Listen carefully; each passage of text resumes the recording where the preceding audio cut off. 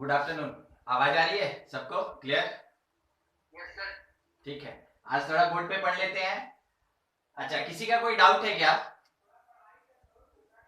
Yes sir, app में भेज दिए। इसमें ऐप में भेजे हैं।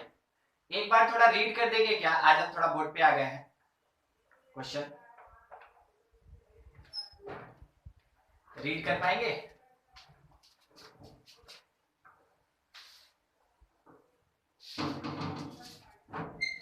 अस्मित, श्रेया, कोई भी?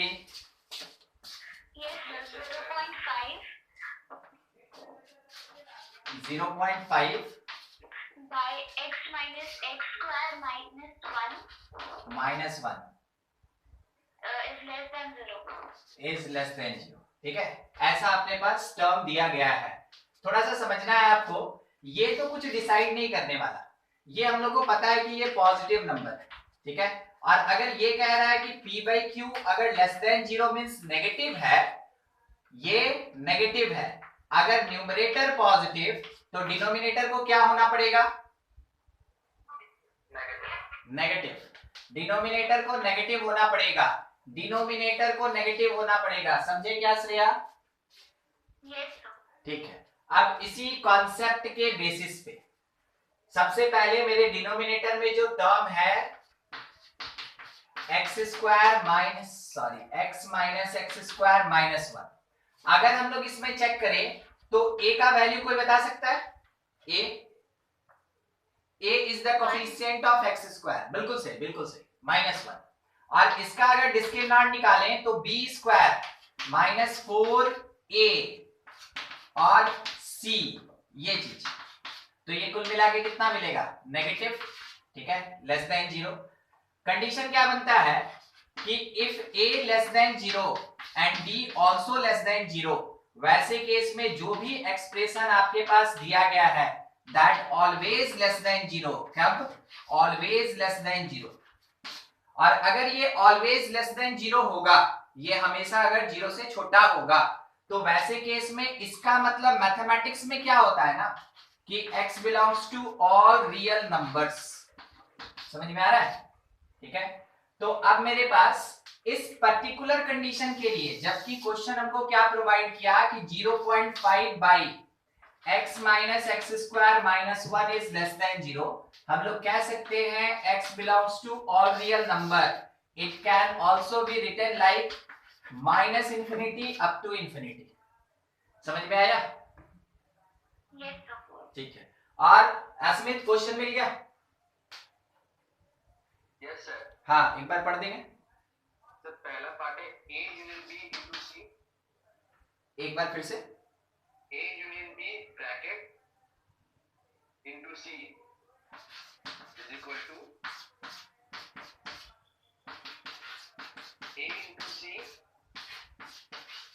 Union b into c। ठीक है, करना क्या है? Yes sir. प्रूफ करना है। इसे प्रूव करना है। प्रूफ करना है। ठीक है, ये हम लोग को प्रूफ करना है। प्रूफ दैट कि ऐसा होगा। प्रूफ करना है कि ऐसा होगा। देखिए, सबसे पहला चीज ना, एक बात हम आपसे पूछ लेना चाहते हैं। आप अगर इस वाले टर्म को देख रहे हैं तो आपको क्या लग रहा है? वेदर इट इज सेट और इट इज रिलेशन, कैसा लग रहा है? ये क्या है? सेट है कि रिलेशन है? नहीं पता सर, कोई बात नहीं। एक वर्ड याद है, कार्टेशियन प्रोडक्ट, पढ़ाए थे? Yes sir. कार्टेशियन प्रोडक्ट में हम लोग a क्रॉस b लेते थे ना। ठीक है, और इसके अंदर में एलिमेंट ऐसे लिखा जाता था, a b लिखते थे, 1 2 लिखते थे, ऐसा कुछ लिखते थे, याद है? Yes sir. यस। हाँ, तो अब थोड़ा इसके साथ ही कंपेयर करेंगे इसको। ये एक सेट है, ये यूनियन b क्या है? एक सेट है, किसके जैसा? a के जैसा। क्रॉस क्रॉस c जो है वो भी एक सेट है, किसके जैसा? b के जैसा। तो ये जो कार्टेशियन प्रोडक्ट का कॉन्सेप्ट आता था, ये कॉन्सेप्ट कहाँ था? रिलेशन में स्टैंड करता था। रिलेशन में हम लोग इसके बारे में पढ़ते थे। तो ये जो अपने पास टर्म दिया है ना, ये एक्चुअल में एक रिलेशन है। पहला काम है मेरा आइडेंटिफिकेशन करना, ये क्या है? एक रिलेशन है, ये कोई सेट नहीं है। पहला चीज। अब जब हम समझ गए कि ये रिलेशन है तो क्वेश्चन में प्रोसीड कैसे करेंगे? तो वैसे केस में क्वेश्चन में प्रोसीड करने के लिए आपको एलिमेंट नहीं चाहिए बल्कि आपको ऑर्डर्ड पेयर चाहिए। ठीक है, इसमें एलिमेंट नहीं लेंगे, ऑर्डर्ड पेयर लेंगे। थोड़ा सा आपको कंफ्यूजिंग लगेगा, अगर नहीं समझ में आया तो उसी समय रोक के पूछेंगे। ठीक है, देखिएगा प्रूफ में। देखिए हम ये मान के चलते हैं, यहां से मेरा सॉल्यूशन स्टार्ट है। Let ordered pair x y belongs to left hand side वाला रिलेशन क्रॉस सी। तो वैसे केस में बोल सकते हैं हम लोग, इसका मतलब ये है x belongs to first set A union B and cross के लिए कौन सा वर्ड यूज कर रहे हैं, and y belongs to second वाला सेट C, ऐसा।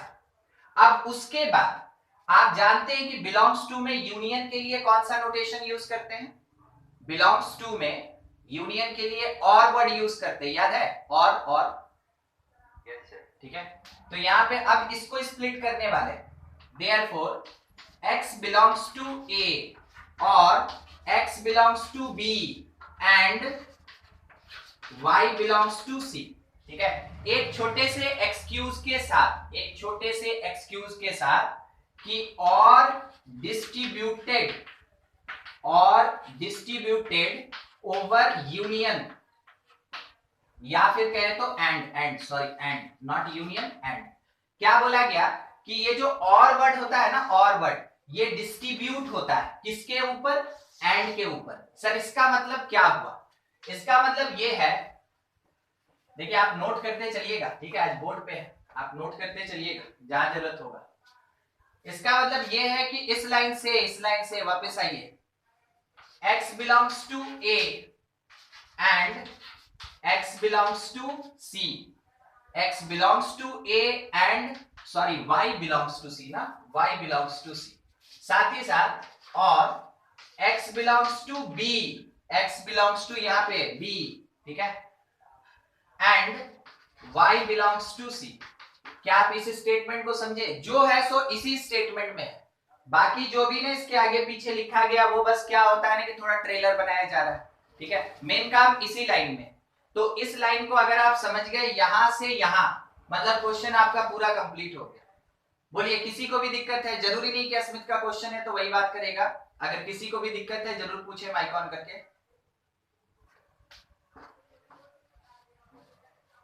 कोई दिक्कत नहीं है, इससे बढ़िया बात और क्या हो सकता है। देखिए अगर ये बोला गया तो अब हम आपसे बस एक ही चीज का डिमांड करेंगे कि आप इसको समझे कि क्या लिखा है। यहाँ पे एंड वर्ड जो था ना, एंड वर्ड, एंड ये किसके लिए आया था, एंड वर्ड किसके लिए आया था, एंड वर्ड किसके लिए आया था, क्रॉस के लिए आया था, क्रॉस। तो बस अब क्या करेंगे, एंड की जगह क्रॉस लगाएंगे। Therefore x belongs to A cross C, x comma y belongs to A cross C और x comma y belongs to B cross C, B cross C। Overall इस यूनियन को और को यूनियन में convert कर दे तो लिख सकते हैं x comma y belongs to A cross C union B cross C। यहां तक का स्टेटमेंट। अब सोचने और सुनने वाला बात क्या है कि ये जो एक रिलेशन है वो कंटेन कर रहा है x कॉमा y को, ये जो एक रिलेशन था ये भी कंटेन कर रहा है x कॉमा y को। क्या दोनों रिलेशन के अंदर सेम ऑर्डर्ड पेयर है? Yes sir. इसका मतलब दोनों रिलेशन क्या होगा, सेम होगा। Therefore, आपका डिक्लेरेशन ये होगा कि जो अपने पास A union B cross C है that will be equals to A cross C union B cross C। बोलिए किसी को भी समझने में कोई दिक्कत है क्या? नहीं है तो नोट कर लेंगे एक बार, ठीक है, फिर आगे बढ़ा जाए। अच्छा एक और काम कर सकते हैं, आप चाहे तो इसका स्क्रीनशॉट लेके बाद में भी नोट्स बना सकते हैं या अभी आप लिख सकते हैं, अगर लिखेंगे तो थोड़ा जल्दी, ठीक है। चलिए लिख लीजिए। एक और क्वेश्चन है। हाँ ये हो गया, हटा दे हम इसको, इक्वलिटीज का एक क्वेश्चन है। इसको हटा दे, इसको रब कर दे, हो गया।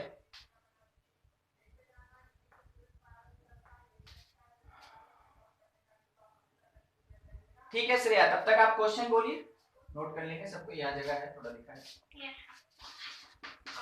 X square plus 7x plus 10 by x plus 2 by 3 is greater than 0. ऐसे लिखा है ना, x plus 2/3 Yes.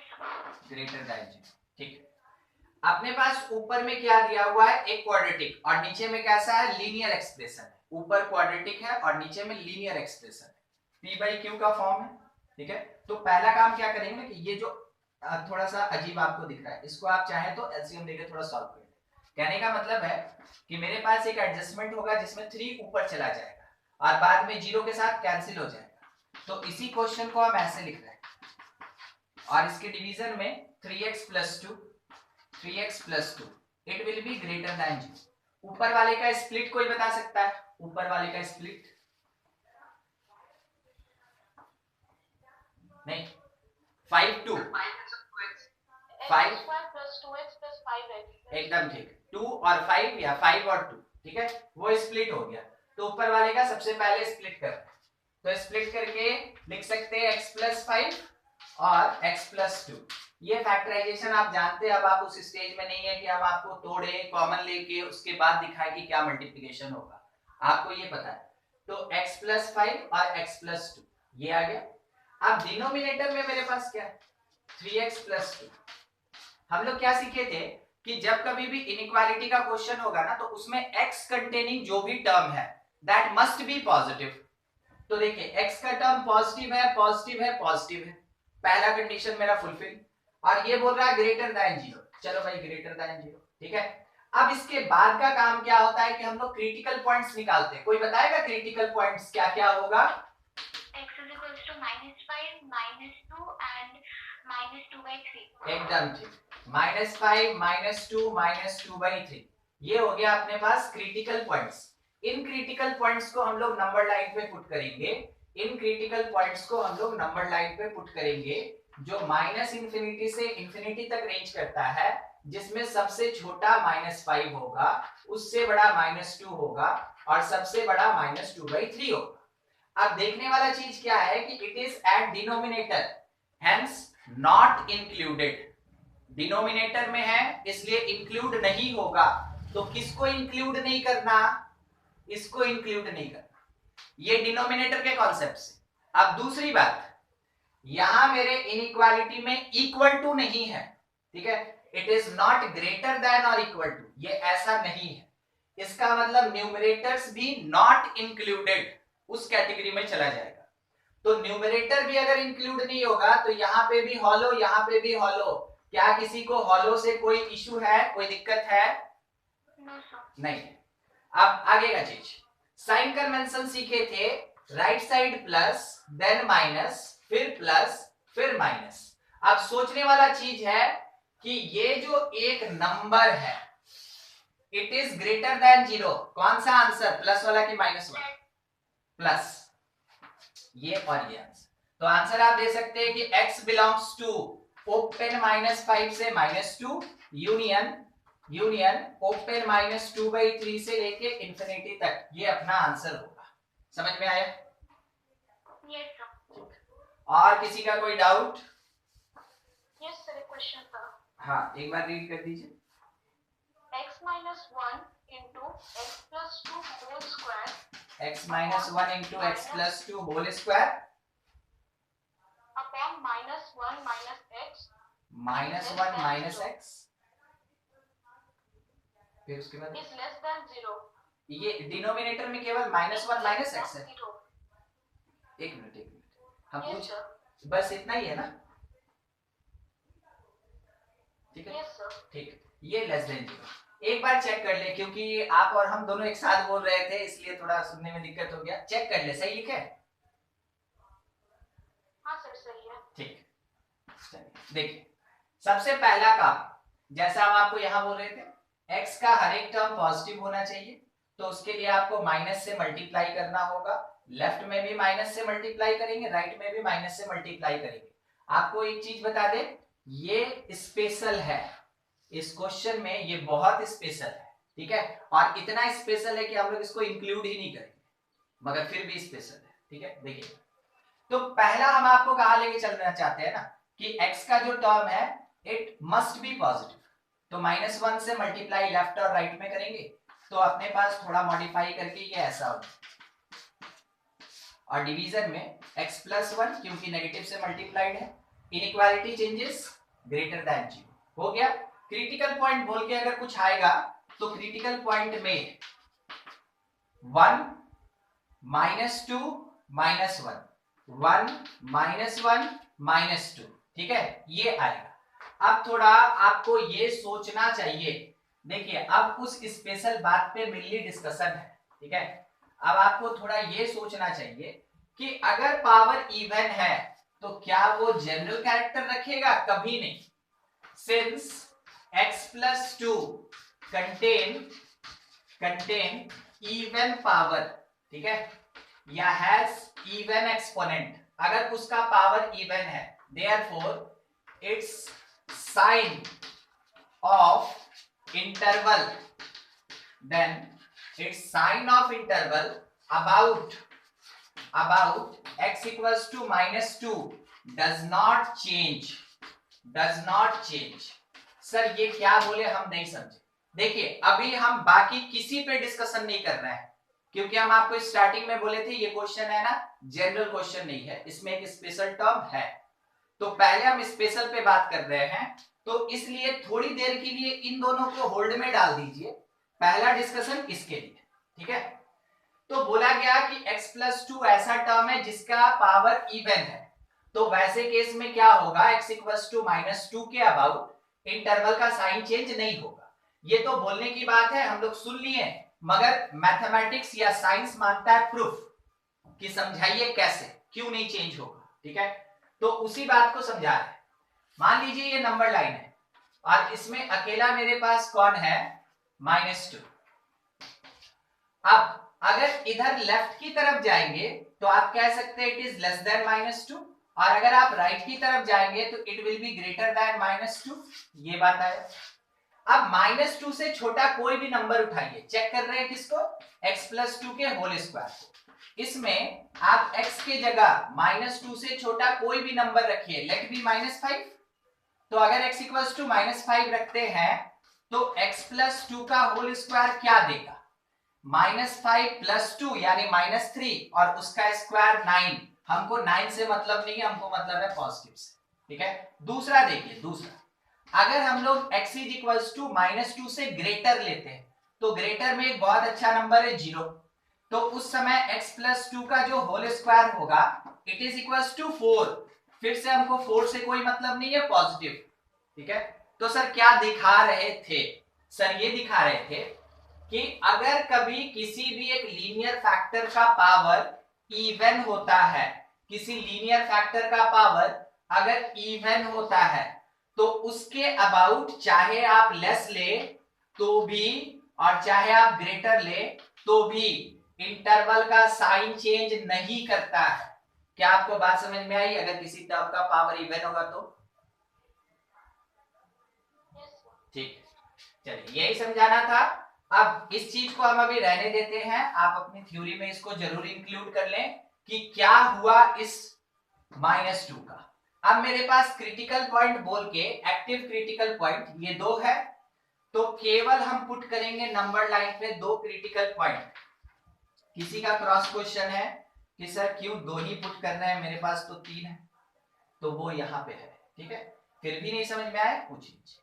देखिए यहाँ पे =2 नहीं है, यहाँ पे =2 नहीं है, इस कारण से दोनों एक्सक्लूडेड, साइन कन्वेंशन +- अब अगर ये बोल रहा है कि ये जो एक नंबर है ये number greater than 0 then number must be positive, अगर ग्रेटर देन 0 है तो पॉजिटिव होगा, तो पॉजिटिव वाला मेरा आंसर यानी 1 से राइट और -1 से लेफ्ट, ये आंसर होगा।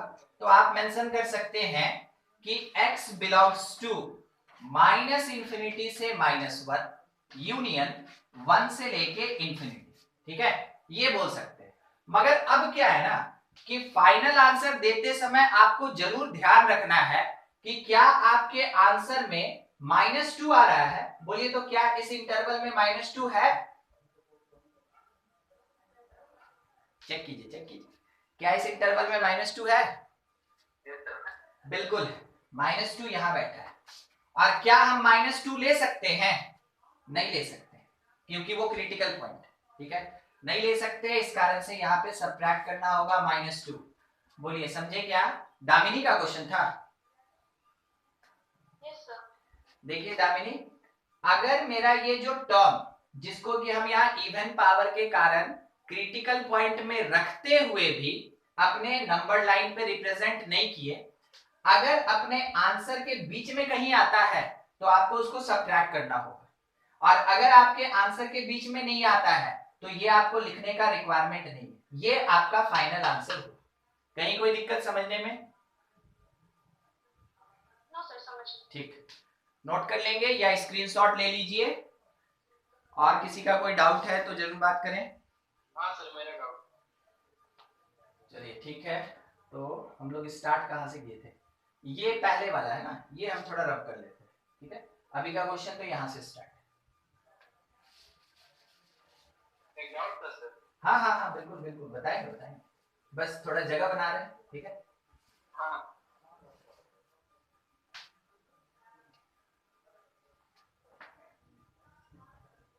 बोलिए, क्वेश्चन बोलिए। सर, क्वेश्चन है कि if A to B is a subset of C to D, subset या proper subset? the proper subset, proper subset of C cross D, ठीक है। and A to B is not equal to 5, A cross B not equals to 5। prove that A is subset of C and B is subset of D। Proper, sir वो subset के नीचे line दिया हुआ है। अच्छा, A is the subset of C और B is the subset of D, सही।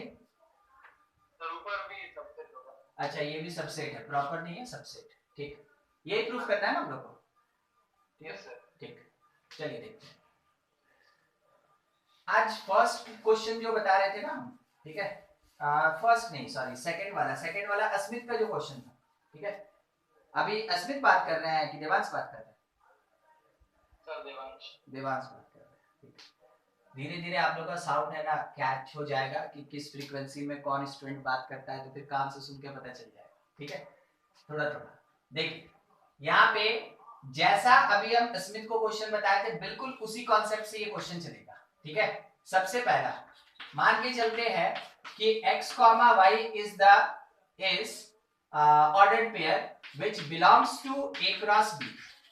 अगर x, y ordered pair A cross B से बिलोंग करता है, इस वाले रिलेशन से बिलोंग करता है, तो इसका मतलब ये होता है कि पहला एलिमेंट हमेशा फर्स्ट सेट का होगा और जो सेकंड प्लेस का एलिमेंट है वो सेकंड सेट का होगा।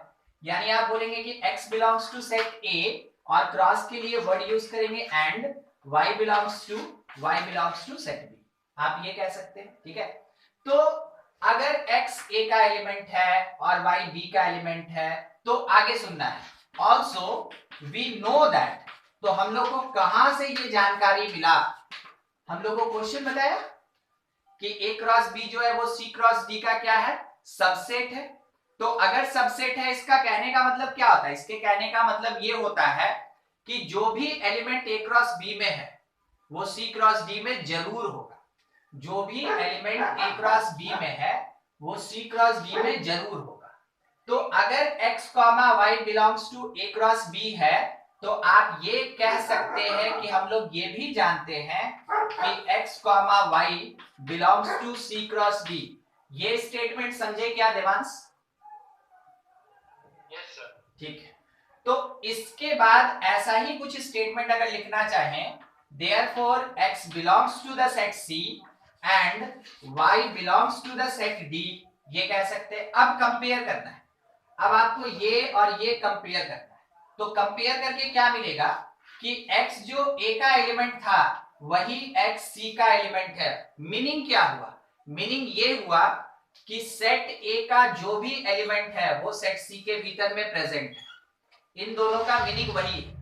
तो देयरफॉर आप कह सकते हैं कि each and every element of set A, each element of set A present in set C, वो सेट सी के अंदर प्रेजेंट है, और अगर सेट सी के अंदर प्रेजेंट है therefore A is the subset of set C। Exactly वैसे ही आप खुद से कर लेंगे कि B का सारा एलिमेंट अगर D में प्रेजेंट है तो B is the subset of D। समझ में आया कॉन्सेप्ट? Yes sir. ठीक है, ठीक है, नोट कर लेंगे इसको। और किसी का कोई डाउट है?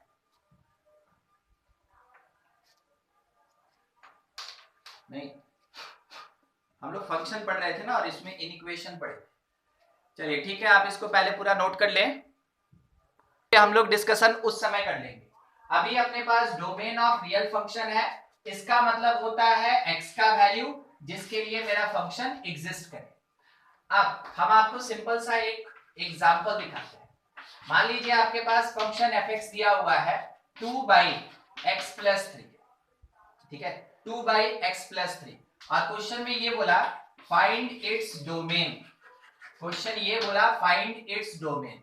तो देखिए किसी भी p/q के फॉर्म में, अच्छा एक मिनट, बताने से पहले बताने ही जा रहे थे मगर ध्यान आ गया, क्या आप जानते हैं रेशनल नंबर किसको कहते हैं? रेशनल नंबर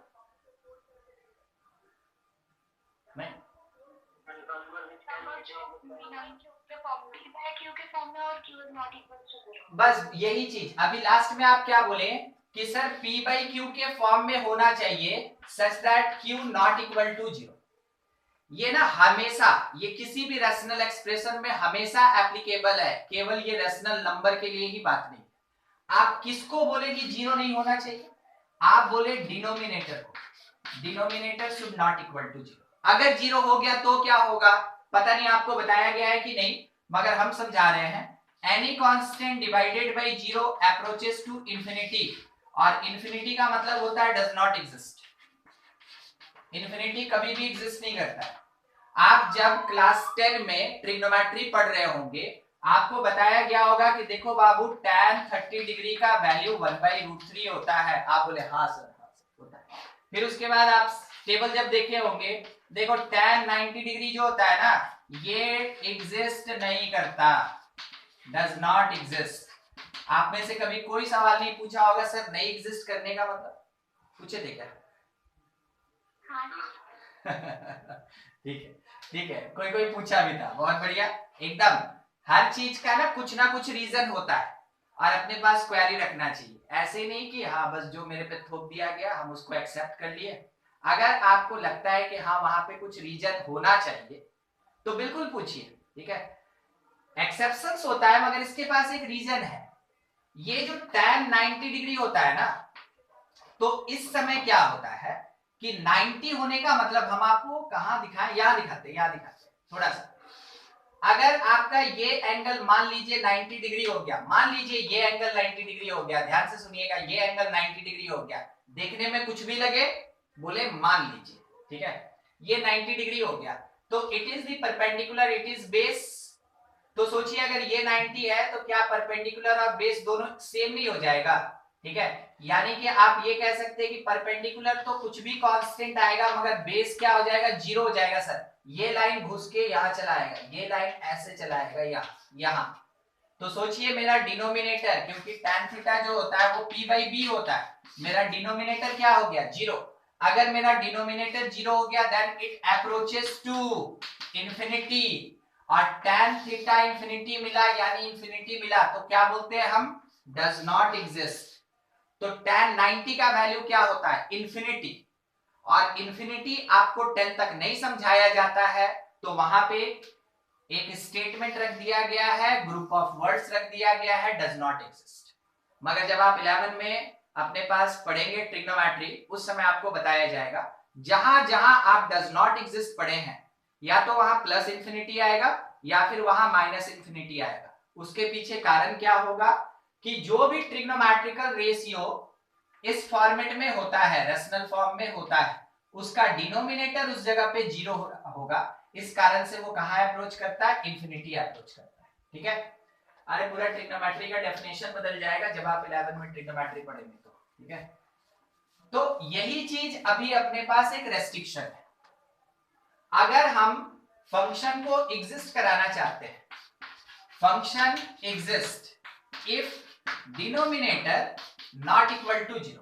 जैसा आप रेशनल नंबर से बोले, जैसा अभी आपको समझाया गया रेशनल एक्सप्रेशन के बारे में, तो अगर फंक्शन को जो p बाई क्यू के फॉर्म में है एग्जिस्ट होना है तो denominator should not equal to 0।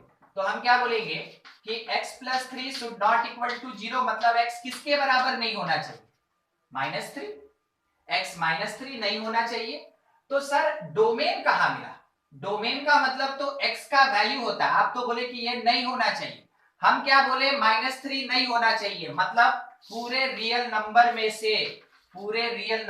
से -3 को हटा दीजिए, -3 को हटा दीजिए। तो क्या लिखेंगे?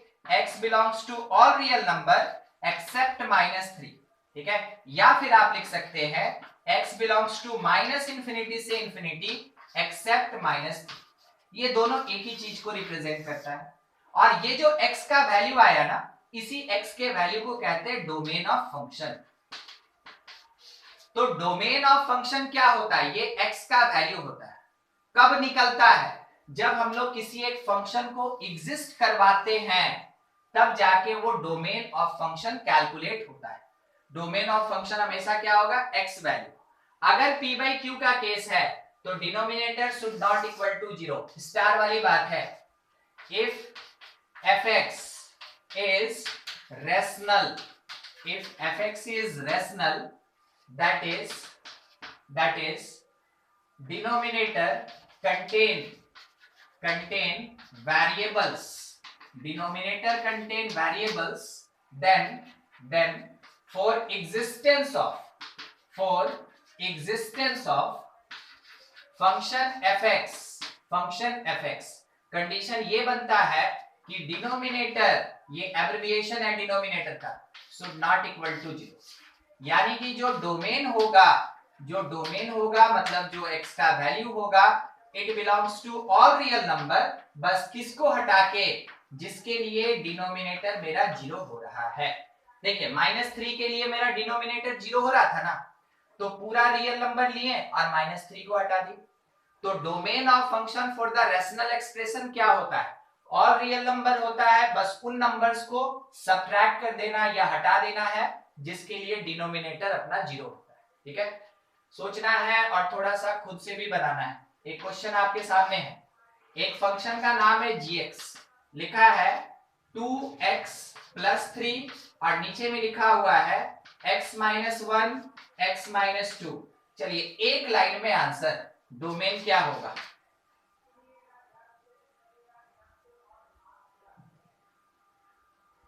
आपसे चाहिए sir all real number except 1 and 2। एकदम ठीक।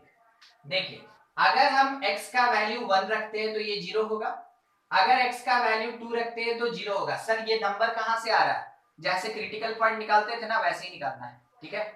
तो 1 और 2 ये दो ऐसा नंबर है जिसमें मेरा डिनोमिनेटर 0 हो रहा है, तो हम लोग उसको नहीं इंक्लूड करेंगे। रोहित का आंसर एकदम सही है। हम लोग ये कह सकते हैं कि for existence of function gx denominator should not equal to 0। इसका मतलब ये हुआ कि x should not equal to 1 and should not equal to 2। तो x क्या हो सकता है? x can be any real number except 1 and 2, ठीक है। क्या किसी को समझने में दिक्कत है इस क्वेश्चन को? बोलना पड़ेगा। No sir. नहीं, ठीक। चलिए ठीक है, इसको नोट करेंगे, अभी और प्रैक्टिस करेंगे। एक ही लाइन कि अगर p बाई क्यू का फॉर्म है denominator should not equal to 0, ठीक है। नोट कीजिए या फिर स्क्रीनशॉट ले लीजिए। आपसे एक चीज पूछना था कि रैशनल फंक्शन का मतलब क्या? रैशनल नंबर आप जानते हैं, रैशनल फंक्शन का मतलब क्या होता है? थोड़ा हम उस पर डील कर लेना चाहते हैं, फिर और क्वेश्चन अभी लेंगे। नाम है रैशनल फंक्शन, ठीक है। तो रैशनल फंक्शन का मतलब हो गया ना कि डिनोमिनेटर मस्ट कंटेन वेरिएबल मतलब क्या? x, ठीक है। तो मान लीजिए अगर fx लिखा हुआ है यहाँ पे x प्लस 3/2 gx लिखा हुआ है 2/x प्लस 3। बोलिए कौन सा रेशनल फंक्शन है fx की gx। इसको कहेंगे हम लोग रेशनल फंक्शन, इसको रेशनल फंक्शन बोले। तो ये क्या रेशनल नहीं है? हाँ बिल्कुल है, वो रेशनल एक्सप्रेशन है, नॉट रेशनल फंक्शन। ये रेशनल एक्सप्रेशन है p/q के फॉर्म में, it is not rational function. ये रेशनल फंक्शन नहीं है, ये फंक्शन नहीं है, ठीक है। तो आपको इसके लिए वो कंडीशन लगाना है कि डिनोमिनेटर नॉट इक्वल टू 0, इसके लिए कोई कंडीशन नहीं लगाना, ठीक है। तो अगला क्वेश्चन अपने पास ये है fx is equals to x square plus 2x plus 3 और डिनोमिनेटर में लिखा हुआ है x square minus 6x plus 8, ठीक है। ये है, बोला गया find domain of function, find domain of function fx। हम लोग क्या बोलेंगे कि it is rational function, it is rational function, therefore denominator should not equal to 0। Meaning ये हुआ कि x square minus 6x plus 8 should not equal to 0। Split कीजिए, आपको 2 मिलेगा और 4 मिलेगा, should not equal to 0। तो इसका मतलब आप ये लिख सकते हैं कि x should not equal to 2 and 4, 2 और 4 x नहीं होना चाहिए। अब उसी के बेसिस पे डोमेन ऑफ फंक्शन fx आप लिख सकते हैं it belongs to all real number except 2 and 4। ये अपने पास आंसर हो गया। किसी को कोई दिक्कत इस आंसर से पूछ लीजिए अगर कोई दिक्कत है तो, कि वो टर्म नहीं समझ में आया ऐसा कुछ भी। केवल जब कभी भी अपने पास रेशनल एक्सप्रेशन होगा तो केवल मेरा टारगेट कौन होगा? डिनोमिनेटर होगा। जब भी रेशनल एक्सप्रेशन होगा तो टारगेट कौन होगा? डिनोमिनेटर। डिनोमिनेटर छोड़ के और कहीं कुछ नहीं करना है, ठीक है। बाकी जब दूसरे टाइप का आएगा ना तो दूसरा कंडीशन भी स्टैंड करता है। अभी p/q का फॉर्म बता रहे हैं, ये फर्स्ट केस है अपने पास। चलिए एक क्वेश्चन आपसे पूछ ले। तो यार ये hx लिखा है x³ प्लस 3x प्लस 2 और डिनोमिनेटर में लिखा हुआ है 7। बोला कि डोमेन बोलो क्या होगा? डोमेन बताओ। और रियल नंबर। कारण है कि मेरे पास रेशनल एक्सप्रेशन है ही नहीं, और वैसे भी अगर हम बोले तो denominator should not equal to 0। मान लीजिए मेरा दिमाग फिर गया, ठीक है, और हमको क्या लग रहा है कि ये रेशनल फंक्शन है। हाँ, अगर रेशनल फंक्शन है तो हम क्या करेंगे? हम बस डिनोमिनेटर को लिखेंगे कि नॉट इक्वल टू 0। तो डिनोमिनेटर नॉट इक्वल टू 0, इसके बाद क्या लिखेंगे? 7 नॉट इक्वल टू 0। तो बोलेंगे ना कि इट इज ऑलवेज ट्रू। ये तो बोलेंगे ऑलवेज ट्रू। 7 कभी 0 के बराबर थोड़ी होता है। तो ये ऑलवेज ट्रू होने का मतलब है कि x belongs to all real number. ये मेरा आंसर होगा। तो जब कभी भी आपके पास डिनोमिनेटर में वेरिएबल ना हो, वैसे केस में आपका डायरेक्ट आंसर क्या होता है? All real number. सर क्या किसी और केस में भी ऑल रियल नंबर हो सकता है? चेक करते हैं और थोड़ा एक स्टेटमेंट लिखते हैं। If denominator contain quadratic and discriminant less than 0, then domain belongs to all real number। अगर आपके पास रेशनल फंक्शन है और उसके डिनोमिनेटर में क्वाड्रेटिक दिया हुआ है, अगर उस क्वाड्रेटिक का डिस्क्रिमिनेंट नेगेटिव है, तो वैसे केस में आप बोलेंगे कि डोमेन जो होगा वो पूरा का पूरा रियल नंबर होगा, ठीक है। एग्जांपल के लिए मान लीजिए, जैसे एग्जांपल के लिए कोई एक फंक्शन fx है और ये लिखा हुआ है 2/x² प्लस x प्लस 1, ऐसा। आप एक बार चेक करें इसका डिस्क्रिमिनेंट कितना आएगा? -3 आएगा, मतलब लेस देन 0 आएगा, ठीक है। -3 आएगा मतलब लेस देन 0 आएगा। तो अगर डिस्क्रिमिनेंट आपका नेगेटिव हो गया, आगे आपको कुछ नहीं करना, ठीक है, आगे आपको कुछ नहीं करना, सीधा बोलना है कि जो डोमेन होगा it belongs to all real number. Domain क्या होगा? All real number. क्या आपको समझ में आ रहा है कि कब कौन सा कंडीशन लगाना है? ये सब स्पेशल होता है। जब आप सॉल्व कर पाते हैं ना तो आपको बनाना उतना मुश्किल नहीं होता है, मगर जहां कॉन्सेप्ट लगता है वो अगर नहीं याद रहेगा तो उस क्वेश्चन में फंस जाता है स्टूडेंट। इस कारण से आपको इन सब पॉइंट्स के बारे में बताया जा रहा है। नोट कर लीजिए, फिर आगे और एक पॉइंट और है, खत्म करें इसको।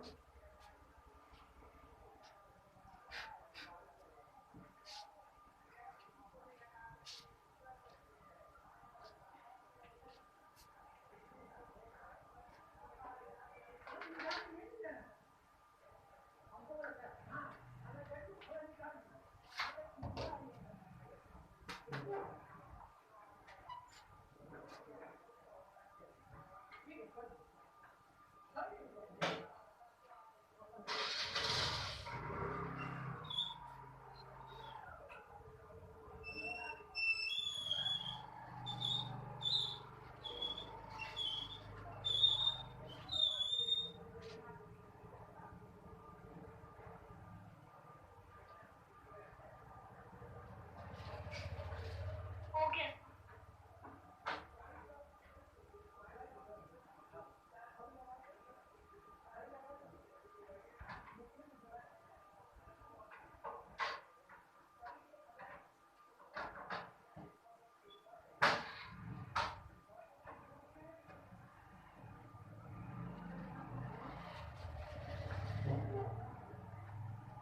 हो गया होगा कंप्लीट ना? Yes sir.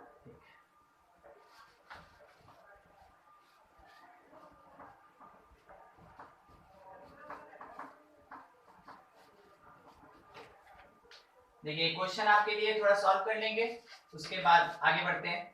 gx एक फंक्शन है और लिखा हुआ है यहाँ पे x³ प्लस 3x प्लस 1 और डिनोमिनेटर में लिखा हुआ है x² प्लस 5x प्लस 4 और इसके साथ इनटू में है 2x माइनस 3। क्वेश्चन सीधा स्ट्रेट फॉरवर्ड है, फाइंड डोमेन। चलिए आपका क्वेश्चन है, बनाइए, जो आंसर आता है दीजिए, सही गलत व्हाटएवर, कोई फर्क नहीं पड़ता है, सीखेंगे।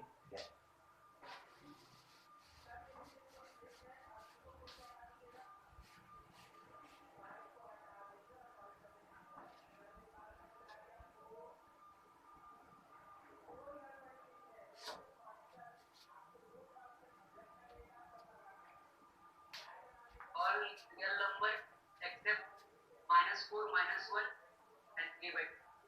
ठीक, एक आंसर आया। रोहित एक बार फिर से। All real number except -1, -4 and 3/2. ठीक, यस सर। सेम आंसर ना? यस। ठीक है, और देखिए सब कोई बना लेंगे, सब कोई ट्राई करेंगे। सेम आ रहा है, सेम आ रहा है, ठीक है। चलिए देखिए, अगर बाई द वे किसी का फंस गया तो कंडीशन अपने पास वही है कि ये रैशनल है, तो denominator should not equal to 0। इसका मतलब है कि x² प्लस 5x प्लस 4 और इसके साथ 2x minus 3 should not equal to 0। Split कीजिएगा, आपको पता +4 और +1 में टूटेगा, इसका मतलब है +4 और +1 में टूटेगा। 2x minus 3 should not equal to 0। जब आप इसको नॉट इक्वल टू 0 कीजिएगा तो x का वैल्यू -4 नहीं आएगा। अगर आप इसको 0 के बराबर नहीं कीजिएगा तो x का वैल्यू -1 भी नहीं आएगा। अगर आप इसको 0 के इक्वल नहीं कीजिएगा तो x का वैल्यू 3/2 भी नहीं आएगा, ठीक है। यानी कि अगर किसी को हटाना है, किसी को रिमूव करना है, तो ये 3 वैल्यू है जिसको रिमूव करना है। तो ओवरऑल जो डोमेन ऑफ फंक्शन g होगा, it belongs to all real number except -4, -1 and 3/2, ठीक है। देखिए आपको आना चाहिए दोनों चीज, लिखने का तरीका, क्योंकि आपके क्वेश्चन में कब क्या प्रेजेंट रहेगा मिस ऑप्शन में ये नहीं पता है।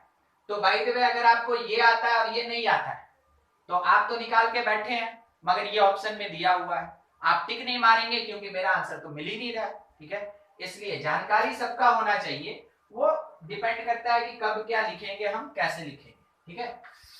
नेक्स्ट, क्यूबिक फंक्शन में उसका x निकालने में मतलब दिक्कत होता है। देखिए, हाँ हम बता रहे, आपका जो जेई तक का सिलेबस है ना, तो उसमें क्यूबिक जो रहेगा वो एक हीट एंड ट्रायल से बनेगा बस, उसके अलावे एक दूसरा मेथड होता है जो जेई के सिलेबस में इंक्लूडेड नहीं। तो अगर कोई भी क्यूबिक आया, अगर वो फैक्टराइज होने वाला है तो वो हीट एंड ट्रायल से ही होगा रोहित, ठीक है। जब आप ग्रेजुएशन में जाइएगा, एक बात सुन लीजिए, जब आप ग्रेजुएशन में जाइएगा, और बाय द वे आपका मैथमेटिक्स से पाला पड़ा, आप कोई भी ब्रांच लें, अगर उसमें मैथमेटिक्स इंक्लूडेड है तो वहां पे पूरा का पूरा एक सेक्शन है, मतलब कि आप ये कह सकते हैं चैप्टर नहीं, पूरा एक सेक्शन है जिसमें कि क्यूबिक कैसे कैलकुलेट किया जाता है विदाउट हीट एंड ट्रायल, वो सिखलाया जाएगा। और हम आपको अभी बता रहे हैं क्योंकि ऑलरेडी है ना, हम वहां से गुजर चुके हैं। एक एक क्वेश्चन 20-20 नंबर का रहता है, ठीक है। एक एक क्वेश्चन 20-20 नंबर का रहता है।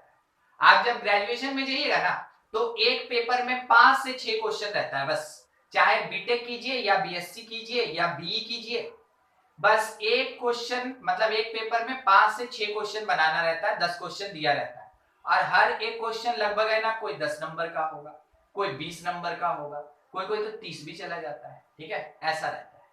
तो ग्रेजुएशन उतना हार्ड नहीं होता है जितना कि आपका है ना ये 11 और 12 होता है, समझ रहे हैं। तो रोहित, आपके जेई तक के सिलेबस में अगर क्यूबिक कहीं आया तो कौन सा मेथड यूज करेंगे? तो हीट एंड ट्रायल से एक वैल्यू मिलेगा, मान ले रहे हैं जैसे कि x इज 1 मेरा सेटिस्फाई कर गया, तो x - 1 is a factor, it is a factor. और उसके बाद आपको क्या करना है, यूज लॉन्ग डिवीजन, जानते हैं ना इसका मतलब? Yes sir. फिर लॉन्ग डिवीजन यूज करेंगे तो जाके मेरे पास जो कोसेंट मिलेगा वो क्वाड्रेटिक होगा, और बाद में क्वाड्रेटिक के बारे में तो हर चीज आप अभी पढ़ चुके हैं, ठीक है, समझ गए कैसे करना है। Yes sir. और बाय द वे, अगर किसी क्वेश्चन में फंसते हैं ना, तो मेरे पास एक बार फॉरवर्ड कर दीजिएगा, जरूरत पड़ा तो हम आपको बता देंगे कि कैसे बनेगा, ठीक है। आगे, ये फर्स्ट टाइप था फंक्शन, कौन से टाइप का? p बाई क्यू, यानी रेशनल फंक्शन के लिए। अब थोड़ा सेकंड टाइप पे बात कर रहे हैं, ठीक है। when fx is equals to root under gx, ये रूट का मतलब क्या होता है? स्क्वायर रूट, ठीक है। और हम यहाँ पे क्या कह रहे हैं? रूट, हम ये बोल रहे हैं root is even root. Even root कहने का मतलब ये हुआ कि आपके पास जो फंक्शन fx है, तो gx का पावर में भी 1/2 होगा, या फिर gx का पावर में भी 1/4 होगा, या फिर 1/6 होगा, 1/8 होगा, ऐसा कुछ होगा, उसको कहते हैं इवन रूट।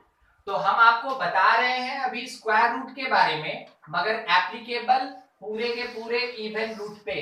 कहने का मतलब, अगर x + 2 का पावर 1/2 दिया, तो इसका जो डोमेन होगा सीखेंगे, अभी निकालेंगे, x + 2 का पावर 2020 का भी ना वही रूट होगा, सेम डोमेन होगा, समझे। अब उसके ऊपर में आपको जो रूट दिया है, बस आपको क्या देखना है कि वो इवन है या ऑड है। अगर इवन है तो जो स्क्वायर रूट को बनाने का प्रोसेस है, बिल्कुल वही प्रोसेस एप्लीकेबल है, ठीक है। डोमेन में कहीं डिफरेंस नहीं आता। अगर कोई बोला कि देखो तुमको x + 2 का पावर 1/, बोला गया कि 2 1 2 5 2 3 और यहाँ 1 0 लगा दिया, तो लास्ट का डिजिट तो हमको बता दिया ना कि ये इवन है। स्टार्टिंग में क्या दिया, हमको क्या फर्क पड़ता है, इसका भी वही डोमेन होगा जो इसका डोमेन होगा, ठीक है। तो आपको सीखना है स्क्वायर रूट, मगर अप्लाई किसके ऊपर करना है? किसी भी टाइप का इवन रूट रहेगा वहां पे आप अप्लाई कर सकते हैं। समझ रहे हैं इवन रूट क्या क्या हो सकता है, ठीक है। चलिए देखिए अब इसके लिए कंडीशन क्या बनता है। आप ये कह सकते हैं कि अगर कोई फंक्शन रूट कंटेन कर रहा है, then for existence of function fx जो भी रूट के अंदर है, जितना भी रूट के अंदर है, अंदर, that must be greater than equal to 0। वो क्या होना चाहिए? वो ग्रेटर देन इक्वल टू 0 होना चाहिए। अब यही वो पार्ट है जिसके लिए आपको इनइक्वालिटी पढ़ाया गया था। आप इनइक्वालिटी में ये सब पढ़ रहे थे ना, ग्रेटर देन, लेस देन, तो इसका आंसर उसी के बेसिस पे निकलेगा। इसलिए आपको इनइक्वालिटी पहले पढ़ा दिया गया, ठीक है? इनइक्वालिटी आपको इसी कारण से पहले पढ़ा दिया गया। अब थोड़ा एक क्वेश्चन बना ले, उसके बाद थोड़ा और आगे डिस्कस करते हैं। देखिए, बोला कि फंक्शन fx जो है ना, ये फोर्थ रूट यहां जब लिखा रहेगा मतलब fourth root means power 1/4, fourth root of, यहां पे बोल रहा है x प्लस 3, ऐसा बहुत सिंपल, ठीक है? हम लोग समझे क्या कि fx लिखा है x प्लस 3 का पावर 1/4। कंडीशन क्या लगाएंगे? देयरफॉर जो भी रूट के अंदर का टर्म है, तो कौन है? x प्लस 3, जो भी रूट के अंदर का टर्म है that must be greater than equal to 0। अब आप ये सीखे हैं कि x will be greater than equals to -3 हो जाएगा। अगर x greater than equal to -3 है, सिंपल सोचने वाला चीज, -3 से राइट, यानी किधर की तरफ? इन्फिनिटी। तो आप आंसर देंगे कि जो x होगा, जो डोमेन होगा अपने फंक्शन f का, इट बिलोंग्स टू -3 से लेके इंफिनिटी।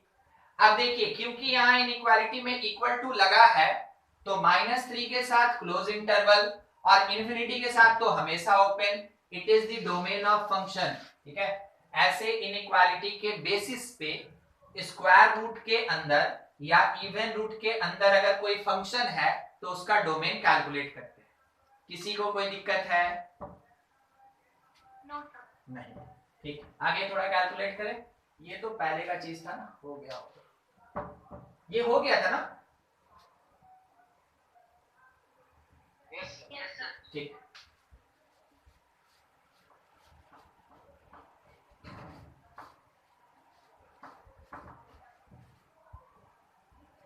देखिए, नेक्स्ट क्वेश्चन अपने पास ऐसा कुछ ले रहे हैं कि फंक्शन hx है और hx क्या लिखा हुआ है? 2x बाई x प्लस 1, और यहाँ लिखा है x माइनस 3, और इस पूरे के ऊपर पावर दिया हुआ है 1/2018। क्या फर्क पड़ता है 2018 चल रहा है कि 20 चल रहा है कि 21 चल रहा है? पढ़ना तो ऑनलाइन है, ठीक है?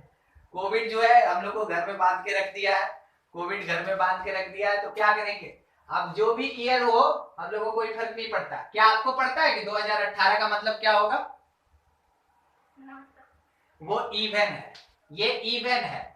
तो कह सकते हैं कि फॉर एग्जिस्टेंस ऑफ, सीधा मेरा सॉल्यूशन स्टार्ट। आपको पता है कि डोमेन पूछा है, ठीक ना? लिखना कोई जरूरी नहीं। For existence of this function hx, जो भी रूट के अंदर का टर्म है 2x by x plus 1 x minus 3, that must be greater than equal to 0, that must be greater than equal to 0। अब क्रिटिकल पॉइंट बोल के यहाँ क्या क्या मिलेगा? क्रिटिकल पॉइंट कोई बताएगा? -1 और 3, 0 भी मिलेगा ना? 1/2। 0 0 0। हाँ सर। एक बार न्यूमरेटर 0 किए तो x 0 मिला, एक बार डिनोमिनेटर 0 किए तो -1, डिनोमिनेटर 0 किए तो 3। कितना क्रिटिकल पॉइंट? 3 है, 3। तो 3 क्रिटिकल पॉइंट को नंबर लाइन पे पुट करेंगे जैसा सीखे थे इनइक्वालिटी में। सबसे छोटा -1, उससे बड़ा 0 और सबसे बड़ा 3। उसके बाद एक बार चेक जरूर करना है, डिनोमिनेटर कभी इंक्लूड नहीं होता, डिनोमिनेटर कभी इंक्लूड नहीं होता, और इक्वल टू है तो न्यूमरेटर को इंक्लूड कर सकते हैं, यानी 0 इंक्लूडेड। साइन कन्वेंशन सीखे थे प्लस माइनस, क्योंकि पूरा का पूरा जो नंबर है it will be greater than 0, hence positive intervals are solution. तो कह सकते हैं x बिलोंग्स टू ओपन -1 से क्लोज 0 और यूनियन ओपन 3 से लेके इंफिनिटी ओपन, ठीक है? ये अपने पास डोमेन होगा, ये अपना डोमेन होगा फॉर दिस फंक्शन, ठीक है? आप इसको नोट करेंगे और एक क्वेश्चन यहाँ पे लिख रहे हैं, सॉल्व कीजिएगा। लिखा हुआ है fx is equals to √x² plus 3x plus 2 बोला गया find domain, find domain, domain क्या होगा? चलिए इसको नोट कर लें और इस क्वेश्चन का आंसर देंगे क्या होगा।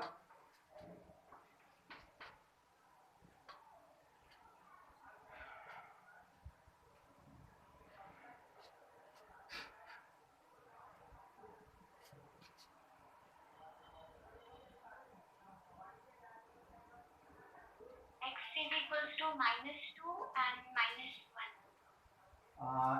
नहीं नहीं, पूरा डोमेन चाहिए ना। ये तो खैर आप बता रहे हैं हमको, क्रिटिकल पॉइंट बता रहे हैं ना।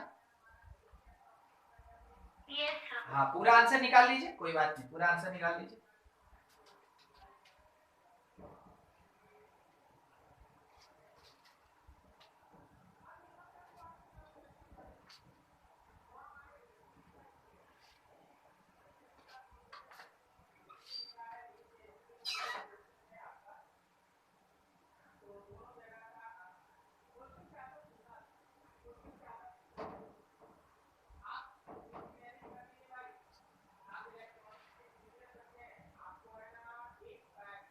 Domain belongs to all real numbers except -1 and -2. All real number except -1 और -2। ये हमको थोड़ा सा गलत लग रहा है रोहित।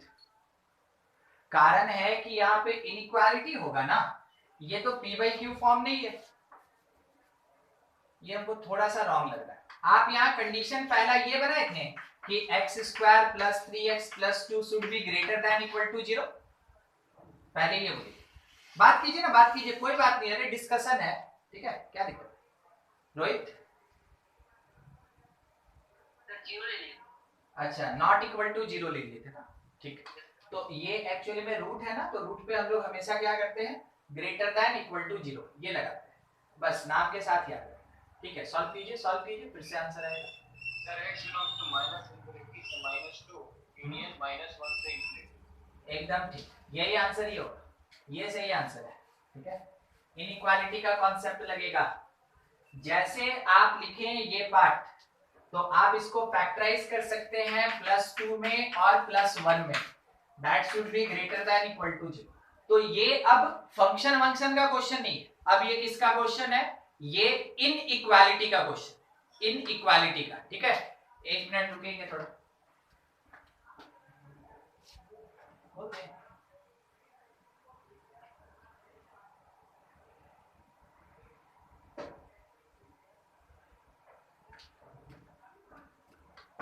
चलिए देखिए, ये इनइक्वालिटी का पार्ट है, और इनइक्वालिटी का अगर ये पार्ट है तो क्या करेंगे, पहले क्रिटिकल पॉइंट्स निकालेंगे। तो क्रिटिकल पॉइंट बोल के आएगा कि x इज इक्वल्स टू -2 और x इज इक्वल्स टू -1, ठीक है। दोनों पार्ट को 0 करेंगे और वहां से x कैलकुलेट करेंगे, तो ये आएगा। अब नंबर लाइन पे इसको पुट करेंगे, जैसा इनइक्वालिटी में सीखे थे, -∞ से ∞। बहुत ज्यादा जरूरी चीज है इनइक्वालिटी, हर जगह काम आएगा, हर जगह काम आएगा, और यही वो फंक्शन चैप्टर है जिसमें आप पूरा का पूरा इसको सीखेंगे। कारण है कि हर जगह पे इक्वल टू लगा, इसलिए दोनों का दोनों क्या होगा, इंक्लूडेड। उसके बाद अपना साइन कन्वेंशन कहता है प्लस माइनस प्लस। अगर आप प्लस माइनस प्लस लगा रहे हैं, सोच के देखिए, ये नंबर जो भी है ग्रेटर देन 0 यानी कि प्लस वाला आंसर, तो कह सकते हैं कि डोमेन ऑफ फंक्शन का नाम क्या था, f बिलोंग्स टू -∞ से -2 क्लोज यूनियन क्लोज -1 से लेके इंफिनिटी ओपन, ये अपने पास डोमेन आएगा। तो अभी तक आप दो चीज पढ़े, थोड़ा एक बार हम दोनों को एक साथ लेना चाहेंगे अब, ठीक है, दोनों को एक साथ लेना चाहेंगे। अब देखिए क्या है कि इफ, ठीक ना, कंडीशन ये है, if fx is equals to 1/√gx, ये क्या हुआ सर, ये हुआ ना कि स्क्वायर रूट भी है और डिनोमिनेटर भी है, दोनों चीज आ गया। जो फर्स्ट केस पढ़े थे डिनोमिनेटर वाला और सेकंड केस पढ़े स्क्वायर रूट वाला, ये दोनों एक साथ मर्ज कर दिया। तो कंडीशन क्या बनता है, कंडीशन ये होगा कि फॉर एग्जिस्टेंस, कोई ज्यादा बड़ा चेंज नहीं होगा, for existence of function fx root के अंदर वाला term at denominator only greater than 0। आप इससे पहले क्या देखते थे, ग्रेटर देन इक्वल टू, और अगर यही चीज डिनोमिनेटर में रहेगा तो केवल क्या लगाना है, ग्रेटर देन 0। तो ग्रेटर देन 0 इसका मतलब ओपन इंटरवल, और अगर ये न्यूमरेटर में रहता तो ग्रेटर देन इक्वल टू 0 लगाते, इसका मतलब होता है क्लोज इंटरवल। ठीक है, तो चेक करना है कि कहां पे प्रेजेंट है। क्वेश्चन ये है कि function fx is equals to, देखिएगा अब है ना, हम दो टर्म ले रहे हैं और क्वेश्चन के बेसिस पे एक नया थ्योरी भी इंक्लूड करेंगे इसी में। ठीक है, fx is equals to 1 by root under x plus 1 plus root under 2x minus 3। देख रहे हैं, दो अलग अलग रूट है एक ही फंक्शन में, दो अलग अलग रूट है एक ही फंक्शन में। तरीका ये कहता है, अच्छा क्वेश्चन का बात नहीं है, फाइंड डोमेन। बहुत कुछ सोचते सर निकालना क्या है, देखिए डोमेन निकालना है, डोमेन पढ़ रहे हैं। फाइंड डोमेन, ये आपको ध्यान देना चाहिए कि यहाँ पे मेरे पास दो टर्म है, एक में न्यूमरेटर पे रूट लगा, एक में डिनोमिनेटर पे रूट लगा। दो टर्म है, दो term separated by plus sign, तो प्लस या माइनस किसी से भी सेपरेट होगा। पहले आपको ये बता दें, its domain is intersection of D1 and D2। Sir ये D1 और D2 क्या है? आप पूरे फंक्शन में दो एक्सप्रेशन देख रहे हैं ना, दोनों का अलग अलग डोमेन निकालेंगे, और दोनों का अलग अलग डोमेन निकालने के बाद जो इसका इंटरसेक्शन होगा वो मेरे इस फंक्शन fx का डोमेन होगा। तो जब कभी भी आपके पास मल्टीपल टर्म्स दिया हुआ है separated by plus either minus, तो वैसे केस में हर एक टर्म का अलग अलग डोमेन निकाला जाता है और उसका जो इंटरसेक्शन होता है, कॉमन सेक्शन होता है, उसी को फाइनल आंसर कहते हैं। ठीक है, तो चलिए प्रोसीड करते हैं। सबसे पहले 1 by root under x plus 1। ठीक है, हम लोग ये कह सकते हैं कि this part should be greater than 0, इसका मतलब x ग्रेटर देन -1, यही छोड़ दीजिए। ठीक है, यही छोड़ दीजिए, उसके आगे कुछ नहीं लिखना। सेकंड नंबर किसके लिए, तो for second part root under 2x minus 3। Condition कहता है कि 2x minus 3 must be greater than equal to 0, इसका मतलब है कि x greater than equals to 3/2। रहने दीजिए। सर ये क्या है, ये है आपका डोमेन D1 और ये है डोमेन D2। अब क्या करें, एक सिंगल सा नंबर लाइन लीजिए -इंफिनिटी से इंफिनिटी तक, उस पे इन दोनों को पुट कीजिए, तो -1 लेफ्ट में होगा, छोटा है, 3/2 बड़ा है तो राइट में होगा। इसके साथ इक्वल टू नहीं है तो इसको ऐसे हॉलो बना दीजिए, और 3/2 के साथ इक्वल टू है तो इसको सॉलिड बना दीजिए। अब क्या करें, ये क्या बोला, ये बोला कि -1 से ग्रेटर मतलब राइट जाएंगे कि लेफ्ट आएंगे, राइट से, और 3/2 से भी ग्रेटर तो इससे भी राइट ही जाएंगे हम लोग। तो -1 से ग्रेटर राइट साइड, 3/2 से greater right side. Common part क्या आपको ये वाला दिख रहा है, कॉमन कहते हैं जब एक के ऊपर एक आ जाता है। ठीक है, मान लीजिए जैसे मेरा हाथ यहां तक है, एक हाथ यहां तक है, तो कॉमन यहीं तक होगा। ठीक है, इसके आगे कॉमन नहीं होगा। तो जहां पे हम लोग को ये दोनों लाइन दिख रहा है उसी को कॉमन पार्ट बोलेंगे। तो जो कॉमन पार्ट होगा वही अपना डोमेन होगा। ठीक है, तो कह सकते हैं domain of this given function, नाम क्या था, f, बिलोंग्स टू क्लोज 3/2 से लेके इंफिनिटी तक होगा। बोलिए किसी को कोई दिक्कत है इस दो पार्ट वाले में? नहीं, इसमें साइन कन्वेंशन यूज नहीं होगा। नहीं, यहाँ साइन कन्वेंशन इसलिए नहीं यूज होगा क्योंकि ये पहले ही बोल दिया ना, एक अकेले पॉइंट से ग्रेटर है। Yes sir. अगर मल्टीपल होता ना, जैसे 2 आता, अगर यहाँ 2 आता तब साइन कन्वेंशन यूज करते। तो स्टेप बाय स्टेप लेके चल रहे हैं। नेक्स्ट क्वेश्चन हम वैसा ही लेने वाले थे, वैसे आप पूछ लिए तो बहुत अच्छा काम किए। ठीक है, बिल्कुल वैसा ही क्वेश्चन अभी लेंगे। ये राइट साइड वाला हो गया क्या? Yes sir. यस ठीक,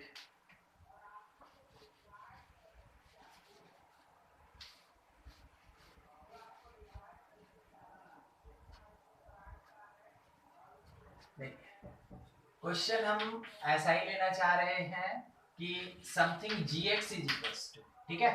एक काम करते हैं ना कि मल्टीपल पॉइंट भी लेते हैं और मल्टीपल टर्म्स भी लेते हैं, दोनों चीज लेते हैं, ठीक है। रूट अंडर लिखा x square plus 7x plus 6 और इसके साथ माइनस में 1/1 यहां पे लिखा हुआ है रूट अंडर, ठीक है, एक्स स्क्वायर प्लस माइनस लेते हैं इस बार माइनस 3x और -4 ऐसा, ठीक है। -3x -4 लिखे हैं वहां पे। तो देखिए क्या होगा कि फर्स्ट वाले न्यूमरेटर के रूट से 2 क्रिटिकल मिलेगा और सेकंड वाले डिनोमिनेटर के रूट से भी हमको 2 क्रिटिकल मिलेगा, 4 क्रिटिकल होगा मेरे पास, ठीक है। Part by part. सबसे पहला 4 root under x square plus 7x plus 6, मेरे लिखने के साथ आप स्प्लिट याद कर लें। X square plus 7x plus 6 numerator root है greater than equal to 0। Split किस में हुआ? 6 और 1 में, ठीक है, ग्रेटर देन इक्वल टू 0। अब इस जगह पे आपको रिक्वायरमेंट होगा कि जब आप क्रिटिकल पॉइंट्स निकालेंगे x इज इक्वल्स टू -6 और -1, तो आपको एक नंबर लाइन पे बात करना पड़ेगा, ठीक है। -6 छोटा, -1 बड़ा, तो प्लस माइनस प्लस, समझे। जब मल्टीपल क्रिटिकल पॉइंट आएगा तब साइन कन्वेंशन लेंगे, जब सिंगल क्रिटिकल पॉइंट आएगा साइन कन्वेंशन का कोई रिक्वायरमेंट नहीं है। जो बोला ग्रेटर तो राइट साइड, जो बोला लेस तो लेफ्ट साइड, ठीक है। यहां पे बोल रहा है कि ये जो एक्सप्रेशन है it is greater than 0 means positive वाला आंसर, तो लिख लीजिए, ठीक है। या फिर आप इसको मार्क करके भी छोड़ सकते हैं क्योंकि यहां आंसर लिखने से कोई फायदा नहीं होने वाला, मार्क करके छोड़ दीजिए, ठीक है। सेकंड नंबर पे आइए। सेकंड है फॉर डिनोमिनेटर रूट, देखिए डिनोमिनेटर रूट फॉर 1/रूट under x square minus 3x minus 4, हम बोल सकते हैं कि जो डिनोमिनेटर रूट के अंदर का टर्म है that only be greater than 0 never be equal to 0, ठीक है, only be greater than 0। Split सोचिए -4 और +1 में स्प्लिट करना है, क्वाड्रेटिक बहुत दिन पढ़े हैं, ठीक है, पूरा टाइम दिए हैं क्वाड्रेटिक को, ध्यान से। अच्छा, अब यहां से क्रिटिकल पॉइंट बोल के क्या क्या आएगा, x जो है वो 4 आएगा और -1 आएगा। अब इसको पुट करना पड़ेगा, ठीक है, अब इसको पुट करना पड़ेगा हम लोग को नंबर लाइन के ऊपर, नंबर लाइन के ऊपर। तो छोटा सा मेरा नंबर लाइन, इसमें कौन कौन, एक है -1 और एक है 4, -1 और 4। और ध्यान से देखिए इक्वल टू नहीं लगा है, अगर इक्वल टू नहीं लगा है तो नॉट इंक्लूडेड, ठीक है, छोड़ दिए इसको भी और इसको भी इंक्लूड नहीं किए, दोनों में से कोई भी इंक्लूड नहीं। Sign convention plus minus plus, सोच के बोलिए प्लस वाला आंसर कि माइनस वाला आंसर? प्लस वाला आंसर, यानी कि 4 से राइट जाया जाएगा और -1 से लेफ्ट आएंगे हम लोग। 2 सॉल्यूशन मिल गया। अब मेरा कॉन्सेप्ट क्या कहता है कि जब तुम्हारे पास मल्टीपल डोमेन्स हो ना, जब तुम्हारे पास मल्टीपल टर्म्स हो तो इंटरसेक्शन निकालो, और अगर हमको कॉमन सेक्शन निकालना है, इंटरसेक्शन निकालना है, तो एक जगह जब पुट करेंगे तभी कैलकुलेशन हो पाएगा। तो क्या किए कि एक नंबर लाइन बनाए, एक्चुअली में यहाँ लिमिटेशन है थोड़ा मेरे साथ, स्क्रीन में फिर आएगा नहीं आप लोग का जो रिकॉर्डिंग हो रहा है, ठीक है। तो हम थोड़ा सा इसको खिसका लेते हैं और इसको थोड़ा और बड़ा कर लेते हैं, ठीक है। यहाँ हम लोग को क्या करना है कि चारों पॉइंट पुट करना है। सर 4 कहाँ? 2 यहाँ और 2 यहाँ, इन्हीं 4 का बात कर रहे हैं। उसमें एक कॉमन है, बहुत बढ़िया है, ठीक है। -6 फिर -1 और फिर उसके बाद 4। अब देखना है कि -6 और -1 इंक्लूडेड है और -1 यहाँ एक्सक्लूडेड है। तो एक बोला इंक्लूड और एक बोला एक्सक्लूड। क्या बोला? एक बोला कि ले लो और एक बोला नहीं भाई छोड़ दो। तो ओवरऑल रिजल्ट पता है क्या आएगा? छोड़ दो, ठीक है। क्यों? कितना भी प्लस डाल दीजिए, एक माइनस से मल्टीप्लाई कीजिएगा, आंसर क्या आएगा? नेगेटिव। तो पूरी जिंदगी आप बहुत अच्छा काम किए, बहुत नाम वाम कमाए, एक गलती आपसे हो गया, ठीक है, पूरा का पूरा देखिए आपका है ना अपयश कहते हैं उसको, ठीक है, शुद्ध भाषा में कहते हैं अपयश, ठीक है, वो इतनी तेजी से फैलेगा कि आपको पता नहीं चलेगा कि इतने साल हम क्या किए थे जो अच्छा काम किए, और एक गलती हो गया तो उसका बात का बतंगड़ हो गया। बस वही बात चलता है, ठीक है, जो जनरल लाइफ है वही मैथमेटिक्स है, चाहे कितनी बार भी प्लस ले ले, एक माइनस से अगर वो मल्टीप्लाई हो जाए तो पूरा टर्म नेगेटिव हो जाएगा। तो अगर आप दुविधा में है, धर्म संकट है कि एक जगह इंक्लूड करना है एक जगह एक्सक्लूड करना, तो आपका आंसर क्या होगा, छोड़ दो, झमेला पाल के कोई फायदा नहीं, तो हम लोग क्या करेंगे, एक्सक्लूड कर देंगे। तो यहाँ पे -1 एक्सक्लूडेड, और 4 क्या होगा, वो पहले से एक्सक्लूडेड है, वो पहले से एक्सक्लूडेड है, एक्सक्लूडेड। अब उसके बाद फर्स्ट आंसर क्या बोल रहा है, एक मिनट थोड़ा हमको कलर बदलते हैं ताकि आपको डिफरेंस दिखे। देखिए फर्स्ट वाला कह रहा है -6 से लेफ्ट, -1 से राइट, -6 से लेफ्ट और -1 से राइट, ठीक है। और सेकंड वाला क्या कह रहा है कि ऊपर में 4 से राइट, 4 से राइट और -1 से लेफ्ट, -1 से लेफ्ट। क्या आपको कॉमन सेक्शन यहां पे और यहां पे दिख रहा है? वो मेरा आंसर होगा।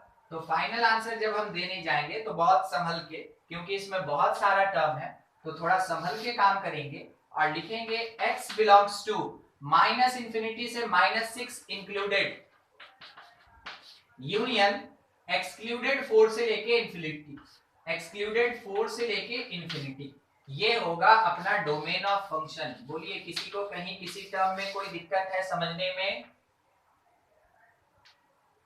नहीं, ठीक, यही होता है, जानते हैं कंपटीशन का क्वेश्चन ऐसा ही होता है। इसमें देखिए बहुत सारे कॉन्सेप्ट को एक साथ यूज किया गया, कंपटीशन वाला वही करता है, मल्टीपल कॉन्सेप्ट यूज कराता है। नोट कीजिए, जल्दी जल्दी हो जाए तो बता दीजिए।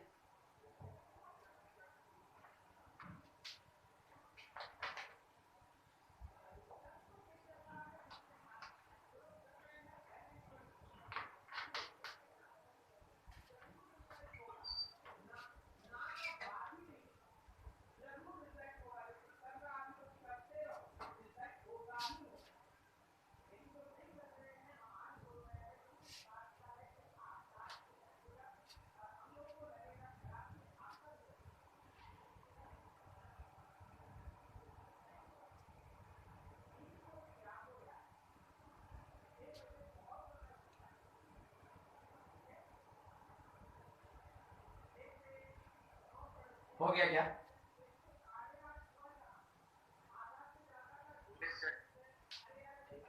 वैसे ज्यादा हड़बड़ी नहीं है, ठीक है। अपना जो सेकंड पार्ट था वो खत्म हो चुका है। दो टाइप अभी तक पढ़े, एक p/q फॉर्म और एक square root means even root form. बस छोटा सा एक चीज है वो आपकी जानकारी में होना चाहिए, क्योंकि क्वेश्चन पूछने वाला पता नहीं कब कैसा क्वेश्चन पूछेगा आपसे, ठीक है। तो बाय द वे अगर ऑड रूट आ गया तो if fx is equals to gx to the power odd root, तो सर ऑड रूट कैसा होता है, लाइक gx का पावर 1/3 देगा या फिर gx का पावर 1/5 देगा, ऐसा कुछ भी अगर दिया हुआ है 2021 देगा, ठीक है, जो ऑड नंबर होता है। तो वैसा कोई भी अगर ऑड दिया हुआ है, नो रेस्ट्रिक्शन अप्लाइड, ध्यान रखिएगा, नो रेस्ट्रिक्शन अप्लाइड, कोई भी रेस्ट्रिक्शन नहीं लगता। और अगर कोई भी रेस्ट्रिक्शन नहीं लगता, देयरफॉर ऐसे केस में डोमेन क्या होगा, it belongs to all real number. कोई रेस्ट्रिक्शन नहीं लगेगा तो सब आंसर होगा, और सब आंसर होने का मतलब क्या हो गया, ऑल रियल नंबर, ठीक है, ऑल रियल नंबर अपना आंसर होगा। देखिए क्वेश्चन पे थोड़ा सा ऐसे बात कर लेते हैं 1 मिनट के लिए, बस देखिएगा, थोड़ा सा समझिएगा। क्वेश्चन दिया fx इज इक्वल्स टू, यहां लिखा हुआ है x स्क्वायर प्लस x और इसके पावर में लिखा है 24/5, ठीक है, पावर क्या दिया 24/5, हम आपको बता रहे हैं ना, क्वेश्चन बनाने वाला साल भर मेहनत करता है कि स्टूडेंट को क्वेश्चन में कैसे फंसाया जाए, ठीक है। तो वो आपके दिमाग के साथ खेलता है। पता है इस नंबर का कोई मीनिंग नहीं है, इस नंबर का कोई मीनिंग नहीं है। मीनिंग केवल किसका है कि यहाँ पे ऑड है, और अगर नीचे में ऑड है, पावर के डिनोमिनेटर पार्ट में अगर ऑड है, इसका मतलब इसको बोलते हैं ऑड रूट, ठीक है। तो 24/5 मेरे लिए कोई मायने नहीं रखता। कौन मायने रखता है कि ये ऑड रूट है, ये ऑड रूट है। अगर ऑड रूट है तो देख के बोलेंगे x belongs to all real number. कुछ ज्यादा लंबा नहीं करना। स्कूल में आने से रहा, स्कूल वाला ये सब देता नहीं है, वो चाहता नहीं कि बच्चा दिमाग लगाए, ठीक है। रटा रटाया बात केवल स्कूल में बताते हैं। खैर हमको उस पर ना कोई टिप्पणी नहीं करना। हम आपको क्या बोल रहे हैं, स्कूल में ये नहीं पूछेगा, ठीक है। कंपटीशन में ये कॉन्सेप्चुअल क्वेश्चन में आता है। तो आपको ये ध्यान में रखना है, चाहे कुछ भी पावर दे, अगर ये ऑड रूट है तो कैसे पहचानेंगे ऑड रूट है। अगर नीचे में ऑड नंबर लिखा है पावर के, इसका मतलब ये ऑड रूट है। और ऑड रूट के केस में आपको कुछ नहीं बनाना, सीधा आंसर देना है कि x belongs to all real number होगा। तो कहां बनाएंगे सर, इवन पे बनाएंगे। देखिए कितना कंडीशन होता है, ठीक है।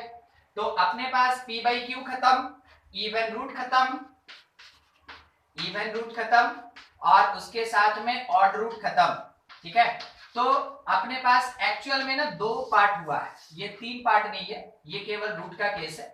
2 ही पार्ट अपने पास हुआ है। होता है 4, हम आपको अभी बता रहे हैं होता है 4।